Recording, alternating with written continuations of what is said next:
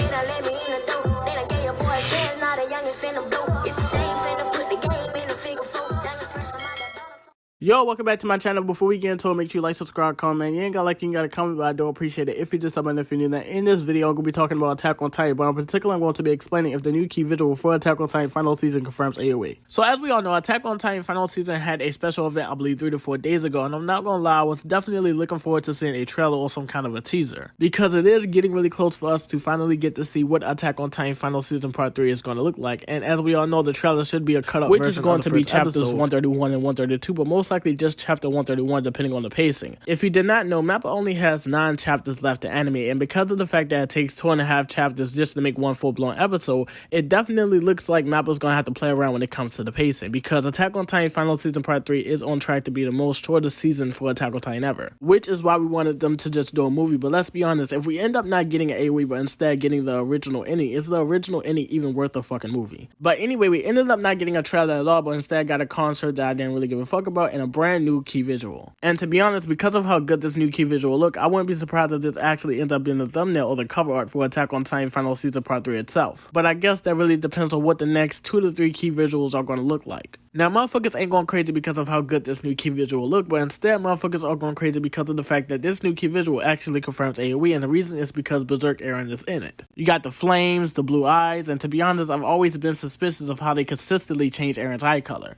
And because of the fact that Eren's eye color consistently changes, you can only come to one conclusion, that somebody is telling them when and when not to change Eren's eye color, and that somebody is most likely Isayama. Now, the reason why I believe that Isayama has his hands all over this new key visual and the fact that it resembles Berserk Eren, which is an anime original, is because we have to understand that the ending to the first season didn't entirely end the same way that it did in the manga. The outcome was the same, but the situation was completely different. Eren's transformation was different, his motivations for transforming was different, and he didn't really rely on his comrades, but instead relied on his own power. You got Berserk Eren and him saying some things that foreshadows what he does in the future, and knowing that all of these changes that was being made not only to the end of the first season, but also to the beginning of the first season, with the manga only being at the beginning, middle, or end of the Kenny arc, and also knowing that Wit Studio wasn't even planning on animating the rest of the story, which is why production for season 2 started so fucking late. So there is no way they would have known about the ending or anything to make those changes. So I'm pretty sure that Isayama did the exact same thing that he recently just did to Mappa, which is show up with a request to change certain shit, which means that Berserk Eren is Isayama's creation. Now, when it came to Berserk Eren, I never really looked that deep into it. You know, when I first started to theorize about if Attack on Titan had alternate timelines or not, which it does, I confirmed it in my previous video with me explaining that Mikasa had to literally send her mind back in time to the version of herself that was being asked by Eren, "What am I to you?" And because of her now having knowledge of what happens in the future, but more importantly having knowledge of the results of her choice to say family, that's what causes her to randomly give a different answer, which then creates a different timeline. And Eren, using his powers of the Titans to control birds, he controls that bird that's in that alternate timeline to take Later Eren's memories and send them back in time to the kid version of himself. So with me saying that, that confirms that the dream that Eren has of Mikasa saying "see you later" are memories that come from an alternate version of himself. And the Mikasa that he was seeing is a different version of future Mikasa. And knowing that Eren wakes up in the anime entirely different than what he does in the manga, I think it's safe to say that he's also waking up from the memories of a different version of himself, which is most likely manga Eren. But back when I first started to theorize if Attack on Titan had alternate timelines or not, because of the fact that it was revealed that Eren was the one who made Grisha take the power of the Founding Titan, I ended up looking deeper into that, and I was able to figure out that Eren had something to do with his mother's death. And with me knowing that, I then said that if he was able to control Dinah the first time, what makes you think that he wasn't able to control Dinah any other time? So I ended up taking it a step further by saying that future Eren most likely has something to do with Heine's death, but not only Heine's death, but also his teenage self coming in contact with Dinah so they can temporarily gain the power of the coordinate. Future Eren also has something to do with his kid self not being able to remember his dream, which we now know is memories that come from an alternate version of himself. Knowing that Eren can take memories from the future versions of himself and send them back in time to the kid version of himself, Eren also has the power to lock those memories. And as we all know, Eren was controlling how much Grisha was able to send into the future, which means that he was also controlling how much his teenage self was able to send into the future.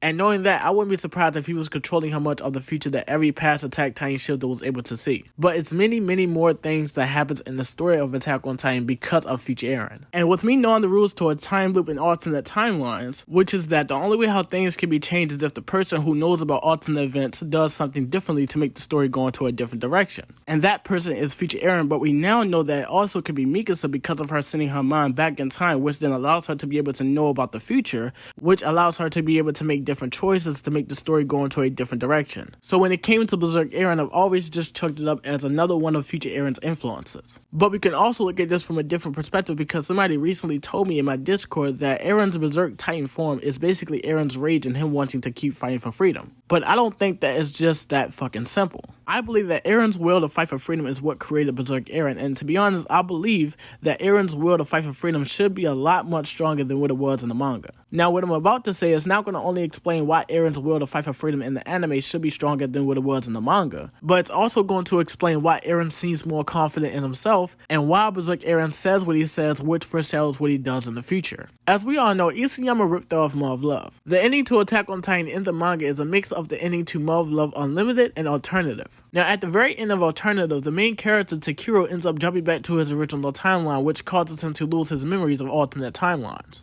Kazumi, which is a mix of Ymir and also Mikasa, she ends up jumping to Takiro's timeline, and when he sees her, he ends up crying but not knowing why. And the reason is because even though Takiro doesn't have his memories of alternate timelines, the feeling of everything that he experienced is still there. So if we apply that to Attack on Titan, after future Eren locks his kid self memories of alternate timelines, the reason why kid Eren ends up crying but not knowing why is because the feeling of everything that he experienced in the memories of this alternate version of himself is still there. Now, this is why it's so important for Eren to somehow know Paradise Island's fate, which is that Paradise Island got destroyed. If Eren can control a bird that's in an entirely different timeline to see what happens so he can send memories back to his kid self, knowing that Isayama basically showed us that Eren is still alive in some shape or form with that bird rewrapped in Mikasa's scarf, I believe that Eren can use that same bird to see what happens after his death, and if anything goes wrong, send the memory back to his kid self, which was already foreshadowed in the outro for Attack on Titan Final Season Part 2, with that bird dropping a memory of Paradise Island being abandoned, which basically tells us that Eren was able to see the future of Paradise Island through Veil of a Bird. So like I said, even though Eren doesn't remember the memories from an alternate version of himself, the feeling of everything that he experienced is still there, and that's what causes Eren to be more confident in himself.